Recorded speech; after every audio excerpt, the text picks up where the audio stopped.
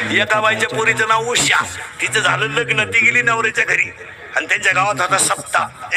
पूर्वी कीर्तनकार मुक्कामाला राहायचे, आता राहती नाही ठू नाही. ते कीर्तनकार कीर्तनावरून आलं आणि त्याला झोपायचं, त्याला लुंगी बिंगी लावली आणि त्याला डोक्या खाली घ्यायला काही नव्हतं. तो त्या बाईला म्हणला, बाई उशाला काही आहे का?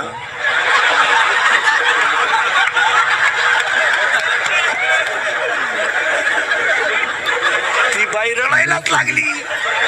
याला वाटलं आपला का चुकीचा नंबर लागला का काय. तो म्हणला, बाई उशाला खरंच काही नाही.